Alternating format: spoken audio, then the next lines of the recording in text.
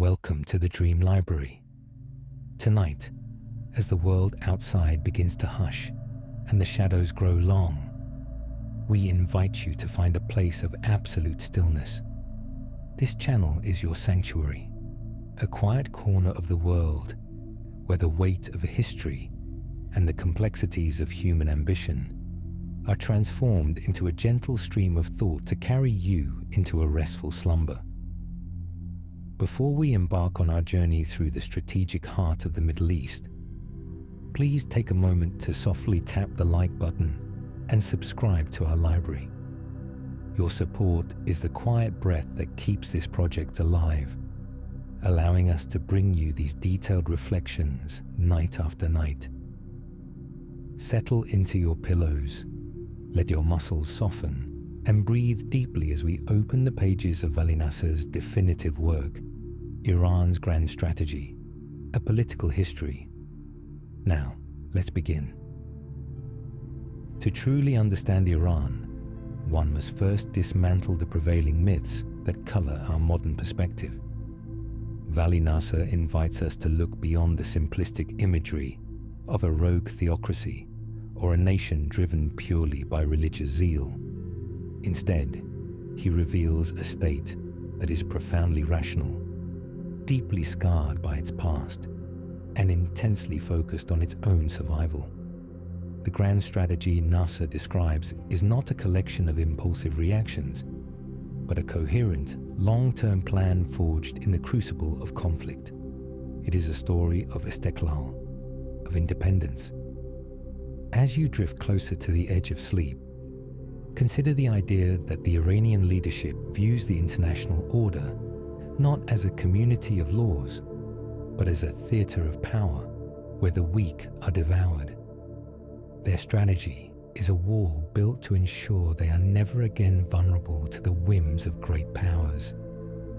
The foundational stone of this strategy was laid in 1501 with the rise of the Safavid dynasty. Nasser explains that the decision to adopt Shi'ism as the state religion was, at its heart, a strategic act of self-preservation. It was a way to distinguish the Persian realm from the massive Ottoman Empire to the west and the Uzbek tribes to the east. This choice created a unique national identity, a Persian-speaking Shia island in a sea of Sunnis and Turks. This loneliness, as Nasser calls it, is a central theme of the Iranian psyche. It has bred a persistent sense of being surrounded and misunderstood. This historical loneliness isn't just a cultural fact, it is a strategic reality that dictates how the nation perceives its borders and its neighbors. Even today, the state's primary goal is to project a sense of greatness and strength to a world it believes is inherently hostile to its existence. The most transformative period for modern Iran, however, was not the 1979 revolution itself, but the 8-year war with Iraq that followed.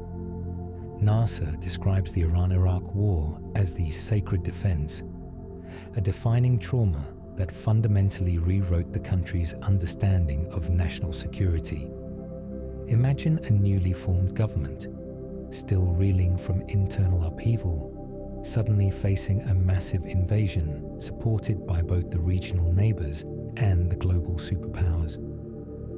This experience of total isolation taught the Iranian leadership a bitter lesson. They could rely on no one. Diplomacy, they concluded, was a luxury of the strong, while the weak could only survive through deterrence. The war didn't just defend borders, it made the state.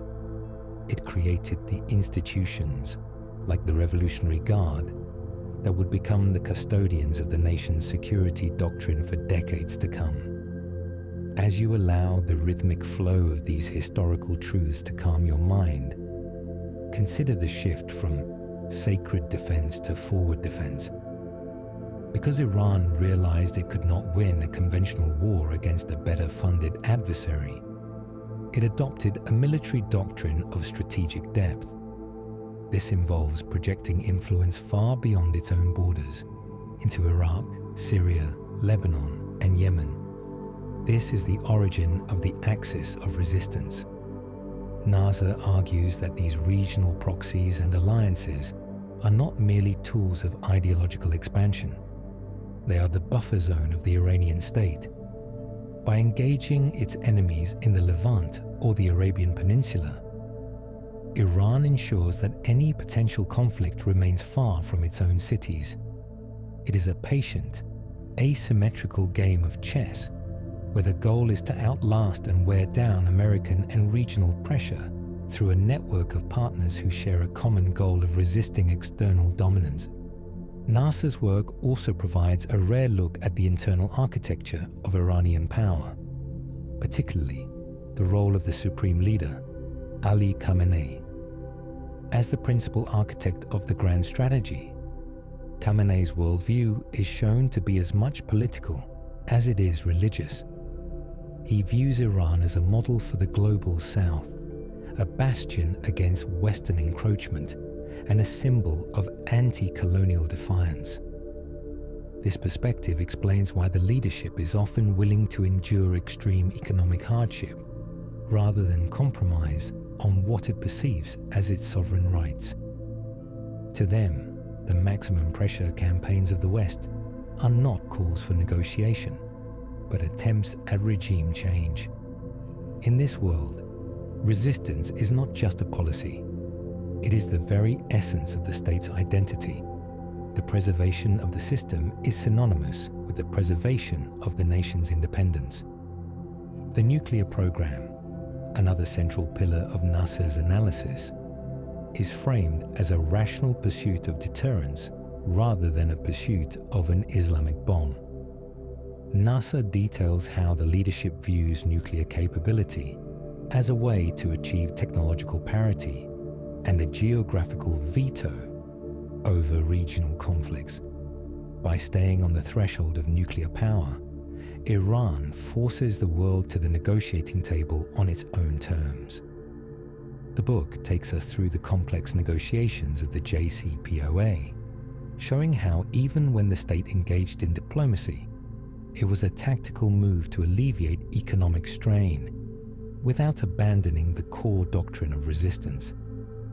For the hardliners in Tehran, any deal was a risk to their sacred defense ideology, while for the pragmatists, it was a way to secure the country's future through a mixture of confrontation and integration.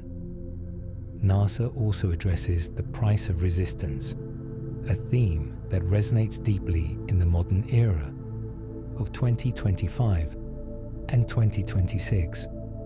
The strategy that has secured the state's survival has also exacted a devastating toll on its people. Decades of sanctions and isolation have stifled economic growth and created a profound disconnect between the state's strategic goals and the aspirations of its youth. NASA examines the massive protests, such as those following the death of Mahsa Amini, not just as social unrest, but as a revolt against the domination of religious strictures. However, he also notes the tragic irony. The more the people protest, the more the state retreats into its national security mindset. To the leadership, internal dissent is often seen as a plot hatched by enemies, further justifying the securitization of everyday life and the suppression of any force that might weaken the fortress from within. As we look at the contemporary landscape, NASA highlights the pivot to the east as a significant evolution in the grand strategy, recognizing that the path to the west is perpetually blocked by distrust and sanctions. Iran has increasingly sought shelter in the arms of China and Russia. This is a pragmatic recalibration, trading energy resources and strategic location for the diplomatic and economic support of other great powers, who also challenge the Western-led order. This shift represents a final abandonment of the old revolutionary slogan, "Neither East nor West," replaced by a cold-eyed focus on whatever alliances are necessary to ensure the state's continued existence in a changing global landscape. It is a testament to the flexibility of a strategy that is often mistaken for rigid dogma. The story of Iran's grand strategy is one of a nation that refuses to be a dispensable nation. It is a country that has built its entire identity around the notion of standing alone and standing firm. Vali Nasr's account is a masterclass in understanding the other side of a global conflict. It asks us to consider the world through the eyes of a leadership that views history as a series of lessons in betrayal and survival.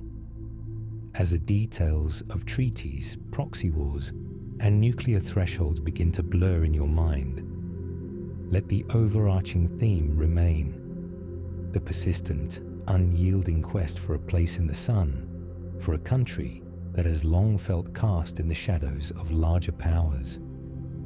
You are drifting now, moving further away from the complexities of political history and closer to the simplicity of rest. The logic of states and the maneuvers of generals are becoming distant echoes, like the sound of wind through a high mountain pass. Your breathing is slow and steady, a calm rhythm that matches the quiet pulse of the room. The history of the Persian plateau, with all its triumphs and tragedies, is now a closed book, its lessons stored safely in the quiet corners of your memory. There is nothing more to analyze, nothing more to understand. There is only the stillness of the night and the soft, inviting darkness of sleep. You are safe, you are held, and you are free to let go. The weight of the world's struggles has been set down at the door of this library. Your mind is a calm, dark pool, undisturbed by the ripples of the day. As you continue to listen to the binaural beats, let their steady, low frequencies wash over you, pulling your consciousness deeper and deeper into the restorative stages of sleep. These sounds are a bridge to the subconscious, leading you toward dreams that are peaceful and profound. Let the sounds be your guide now. It is a soft tide, carrying you away from the shores of thought and into the vast, open ocean of slumber. There is no need to hold on to the narrative any longer. The story is complete, and the night is yours. Continue to listen to the beats, feeling their resonance in your very soul as they anchor you in a state of perfect, healing rest. You are sinking, drifting, falling into a deep and beautiful sleep. The dream library is now quiet. Sleep now and find your rest in the silence. Good night.